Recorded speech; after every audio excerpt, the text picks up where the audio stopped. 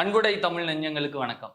இளையராஜா ஒரு சிம்பனியை இங்கிலாந்துல போய் இசைக்க போறாரு. தமிழ்நாட்டோட முதலமைச்சர், முன்னணி நடிகர்கள், தமிழ்நாட்டில் இருக்கக்கூடிய கோடான கோடி இளையராஜாவின் ரசிகர்கள், உலகெங்கும் இருக்கக்கூடிய இசை ஆர்வலர்கள்னு பல பேர் இந்த விஷயத்துக்கு அவருக்கு வாழ்த்து தெரிவிச்சிருக்கிறாங்க. சிம்பனி இசைக்கிறது அப்படின்னா என்ன மிகப்பெரிய சாதனையா? இந்தியாவுக்கே பெருமை அப்படின்னு இவர் சொல்வதற்கு காரணம் என்ன? இளையராஜா ரொம்ப அகம்பாவம் பிடிச்சவராமே, இளையராஜா ரொம்ப ஆட்டிடியூட் பிடிச்சவராமே அப்படின்னு மட்டும் அவரை விமர்சிக்கும் 2K கிட்ஸுகளுக்கு தெரியாத இளையராஜாவின் இன்னொரு முகம் என்ன? இளையராஜா ஏன் இன்றைக்கு இந்தியாவின் முகமாக, இந்தியாவுக்கு அங்கீகாரம் தரக்கூடியவராக, இந்தியாவின் இசை சக்கரவர்த்தியாக மாறி இருக்கிறார்? நிறைய விஷயங்கள் இருக்கு பேச, வாங்க தெரிஞ்சுக்கலாம். முதல்ல இளையராஜா அப்படிங்கிற நபர் யாரு? இவரு கிராமத்துல இருந்து வந்து இசையமைப்பாளரான ஒருத்தர். இவருடைய வேகமும் வீச்சும் இசையும் தமிழ்நாட்டை, தமிழ் இசை ரசிகர்களை, உள்ளங்களை இன்னைக்கும் என்னைக்கும் ஆளும் அப்படிங்கிறதுல எந்த மாற்று கருத்தும் கிடையாது. ஏன் இளையராஜா கொண்டாடப்படணும் அப்படின்னா, அன்னைக்கிலின்னு ஒரு படத்துல தொடங்கி இன்னைக்கு வரைக்கும் 1000 படங்களுக்கு மேல் திரைப்படங்களுக்கு பாடல்கள் எழுதியிருக்கிறார். அந்த படங்களுக்கான பின்னணி இசை வேலைகளை பண்ணியிருக்கிறார். என்னைக்கும் இசை இவருக்கு ஸ்ட்ரெஸ்ஸாவே இருந்தது கிடையாது. இவர் இவ்வளோ திமிரா பேசுறாரு, ஆணவமா பேசுறாருன்னு சொல்றவங்களுக்கான பதில், இவர் செய்திருக்கும் சாதனைகள்ல பாதிய கூட, இவர் செய்திருக்கும் சாதனைகளின் பட்டியலை கூட முழுசாக தெரியாதவர்கள் சொல்லும் விமர்சனம். இவர் செஞ்ச இத்தனை சக்சஸ்ஃபுல் ரெக்கார்ட்ஸை, இவர் செஞ்சிருக்கிற இத்தனை ஆல்பம்ஸை, இவர் பாடியிருக்கிற இத்தனை பாடல்களை, இவர் உருவாக்கி இருக்கிற இவ்வளவு பெரிய இசைய வேற ஒருத்தர் இன்னைக்கு செஞ்சிருந்தார் அப்படின்னா அவர் இந்த உலகமே கொண்டாடி இருக்கும். ஆனா தமிழ்நாட்டில் பிறந்தவர், இவர் பிறப்பின் அடிப்படையில இவர் மீது வைக்கப்பட்ட விமர்சனங்கள் ஏராளம். தமிழ்நாட்டு சினிமால, பாடல்கள்ல, இசையமைப்புல ஒரு குறிப்பிட்ட வர்க்கத்தினர் மட்டும் ஆதிக்கம் செலுத்தி வந்த காலத்தில், ஒரு குறிப்பிட்ட இசையின் வடிவம் மட்டும் ஆதிக்கம் செலுத்தி வந்த காலத்தில், அதை எல்லாத்தையும் உடைச்சு தமிழ்நாட்டோட இசையா கிராமிய இசையை உள்ளே புகுத்தியவர். கிராமத்து இசை அப்படின்னா அதுல வெஸ்டர்ன் டச் இருக்காதான்னா, தமிழ்நாட்டின் திருவாசகத்தை வெஸ்டர்ன் டச்சோட சேர்த்து திருவாசகம் சிம்பனியா அவர் ரிலீஸ் பண்ணியிருக்கிறார். இந்த சிம்பனி உருவாக்கணுங்கிற கனவு அவருக்கு ஏற்கனவே இருந்திருக்கு. பல முறை பரிச்சார்த்த முயற்சிகள்ல அதை வெவ்வேறு வடிவங்கள்ல செயல்படுத்தி இருக்கிறார். அப்ப இதெல்லாம் பண்ணியிருக்கிறாரே, அப்ப என்ன இந்த சிம்பனிக்கு சிறப்பு? ஏன் இன்னைக்கு இதை பத்தி எல்லாரும் பேசுறோம் அப்படின்னா, அதுக்கு முன்னாடி சிம்பனினா என்ன அப்படின்னு நம்ம பார்க்கணும். சிம்பனி அப்படிங்கிறது ஒரு இசை வடிவம். இந்த இசை வடிவத்துல என்னென்ன இருக்கும் அப்படின்னா, அனைத்து வகையான இசைக்கருவிகளும், புல்லாங்குழல் மாதிரி காற்று வகையான இசைக்கருவிகள், புல்லாங்குழல், ட்ரம்ஃபட் மாதிரி இருக்கக்கூடிய காற்றை பயன்படுத்தி இசையை கொடுக்கக்கூடிய கருவிகள். அடுத்து தாள இசைக்கருவிகள், மத்தளம் நம்ம சொல்றோம்ல, ட்ரம்ஸ் சொல்றோம்ல, அந்த மாதிரி தாளத்தை அடி தோலை வைத்து உருவாக்கப்படக்கூடிய இசைக்கருவிகள்.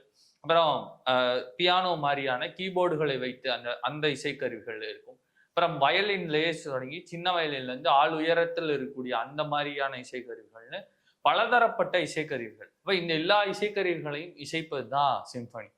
இன்னும் எளிமையா சொல்லணும் அப்படின்னா, கதையாசிரியர்களின் வாழ்நாள் கனவு வந்து ஒரு திரைப்படத்தை எழுதுவது கிடையாது. கதையாசிரியர்கள் அவர்களுக்கான ஒரு உலகத்தை உருவாக்குவது.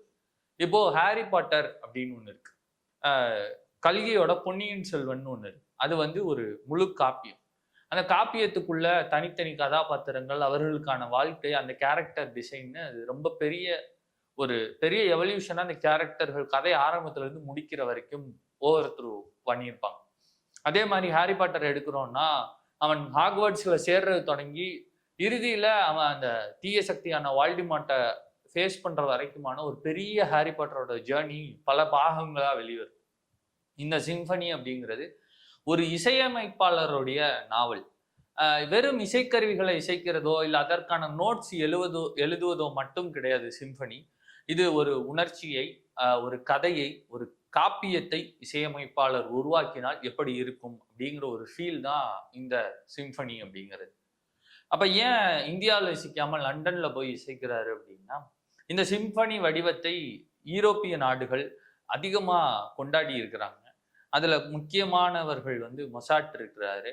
அவருடைய சிம்பனிகள்லாம் ரொம்ப பெயர் போன சிம்பனிகள். இவங்கள மாதிரி பீத்தோவன் இருக்கிறாரு. இவங்க எல்லாரும் தான் சிம்பனிக்கான அடையாளங்களா இருந்திருக்கிறாங்க. அதனால்தான் இளையராஜா அவர்களே இதை அதிகாரப்பூர்வமாக அவரது இந்த சிம்பனிக்கான முன்னோட்டத்திலே சொல்றாரு, இந்தியாவின் முதல் சிம்பனியாக இதுதான் இருக்க போகுதுன்னு சொல்லி இருக்கிறார். அத்தகைய ஒரு உயரத்தை ஒரு இந்தியன், ஒரு தமிழன் பெரும் நாள் அப்படிங்கிறது மார்ச் 8. அதனாலதான் இது இவ்வளவு ஏற்றம் பெறுகிறது. அப்ப இதுல இன்னும் என்ன சுவாரஸ்யம், அப்ப போகும்போது இன்கிரெடிபிள் இளையராஜான்னு சொல்றாருன்னா உண்மையிலே அவர் இன்கிரெடிபிள் இளையராஜா தான். ஏன்னா இன்னைக்கு ஒரு 5 படங்கள் ஒரு சேர வந்தால் ஒரு இசையமைப்பாளர்னுடைய நிலைமை வந்து ரொம்ப சிக்கலாகுதுன்னு அவங்க புலம்புறாங்க. ஆனா இளையராஜா இதுவரைக்கும் எங்கேயும் இசையமைப்பது குறித்து புலம்பியதே கிடையாது. அவர பத்திய ஒரு விமர்சனம் வந்துச்சு தீவிரமா. அந்த விமர்சனத்தின் போது அன்று இவரை பற்றி உளறியவர்கள் பற்றி கவலைப்படாமல், இவர் உலகத்தை வெல்ல சிம்பனியை 35 நாட்களுக்குள்ளாக உருவாக்கி இருக்கிறேன் அப்படின்னு சொல்லியிருக்காரு. அப்ப 35 நாள்ல ஒரு உலகம் கொண்டாடும் மாஸ்டர் பீஸ தமிழ்நாட்டிலிருந்து நம் இசைக்கலைஞர் ஒருத்தர் உருவாக்கி இருக்கிறார் அப்படின்னா அவர் இன்கிரெடிபிள் தானே. அவரை நம்ம கொண்டாடணும் தானே. அதனால்தான் இளையராஜாவின் இந்த சிம்பனி கொண்டாடப்பட வேண்டியது. இளையராஜா கொண்டாடப்பட வேண்டியவர். இளையராஜா இல்லாத கொண்டாட்டங்கள் இன்று தமிழ்நாட்டில் பலரது வாழ்வில் கிடையாது. தமிழ்நாட்டில் இருக்கக்கூடிய பல பேரோட வாழ்க்கையில பல எமோஷன்ஸை கேரி பண்ண, கடந்து போக, அதை கொண்டாட, அதை உணர, அதை உற்சாகமாய் வெளியில் சொல்ல, தாங்கள் கடந்து வந்த சோகத்தை கடந்து செல்லன்னு பல தருணங்கள்ல தனிமையில தவிக்கும் போதும் சரி, சந்தோஷத்தோட உச்சத்துல கொண்டாடும் போதும் சரி, சோகத்துல தவழ்ந்து கீழே விழுந்து நொறுங்கும் போதும் சரி, ஒவ்வொரு தருணத்திலும் இளையராஜா அவங்களோட இருந்திருக்கிறார். அப்படிப்பட்ட இளையராஜா இன்று இந்தியாவின் முகமாய், தமிழர் நிறமாய் ஒரு சிம்பனிய லண்டன்ல போய் அரங்கேற்றம் பண்ணவிருக்கிறார். அப்ப இந்த சிம்பனி ஆல்ரெடி ரெக்கார்ட் ஆயிடுச்சு. அது மார்ச் 8 ரிலீஸ் ஆகுது அப்படின்னாலும் அந்த லைவ் பெர்ஃபார்மன்ஸ் லண்டன்ல நடக்க போகுது. அதற்காகத்தான் அவர் சென்றிருக்கிறார். அன்னைக்கிளியில் தொடங்கிய அவர் அப்பல்லோ அரங்கத்துல இந்த சிம்பனி அரங்கேற்றுவதற்காக சென்றிருக்கிறார். இப்படிப்பட்ட ஒரு நீண்ட நெடிய ஜேர்னியை அவர் மீது வைக்கப்பட்ட விமர்சனங்களை கடந்து, அவருக்கு இருந்த வேலைப்பளுவை கடந்து, தயாரிப்பாளர்கள், ப்ரொடியூசர்கள், திரை கதை எழுதுபவர்கள்ல தொடங்கி, பாடலாசிரியர்கள்ல தொடங்கி, திரைப்படத்தின் நாயகர்கள், நாயகர்கள்னு அத்தனை பேரும் இளையராஜாவை மட்டும் நம்பியே தமிழ் சினிமாவில் பல நாட்களை கடந்திருக்கிறார்கள். பல படங்கள் அவரால் மட்டுமே ஓடி இருக்கிறது. அப்படிப்பட்ட இளையராஜா இன்று உலகத்தின் இசையை ஆள கிளம்பி இருக்கிறார். அந்த நாள் மார்ச் 8 வெற்றி பெறப்போகிறார் என்பதில் எவ்வித ஐயமும் கிடையாது. வெற்றியை பதித்து தாயகம் திரும்பட்டும். இசையால் என்றும் நம் மனங்களை ஆளட்டும். வாழிய செந்தமிழ், வாழ்க நற்றமிழர், வாழிய பாரத மணித்திரு நாடு.